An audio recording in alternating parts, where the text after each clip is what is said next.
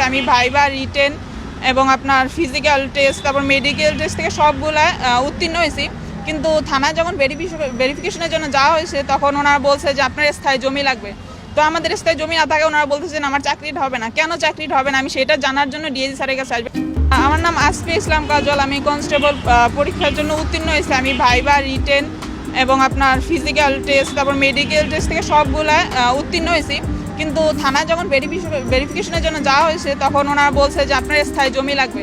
তো আমাদের স্থায়ী জমি না থাকে ওনারা বলতেছেন আমার চাকরিটা হবে না। কেন চাকরিটা হবে না আমি সেটা জানার জন্য ডিএসি স্যারের কাছে আসবে। আমি নিজের যোগ্যতা এত দূর পর্যন্ত আসছি, তাহলে কেন আজকে জমি নাই দেখে আমার চাকরি হবে না? আমি এইটুকু জানার জন্য আজকে ডিএসি স্যারের কাছে আসে। আমার হচ্ছে কর্তৃপক্ষের কাছে এতটুকু জন্য আসছি, কনস্টেবলের জন্য চাকরি পাওয়ার জন্য যতটা যোগ্যতা প্রয়োজন আমি সবটাই যোগ্যতাটা আছে। আমি পরীক্ষা দিয়ে উত্তীর্ণ হয়ে এই পর্যন্ত আসছি। তো আমি যদি যোগ্য হয়ে থাকি তাহলে কর্তৃপক্ষের কাছে আমার দাবি থাকবে যে আমাকে যেন চাকরিটা প্রদান করা হয়।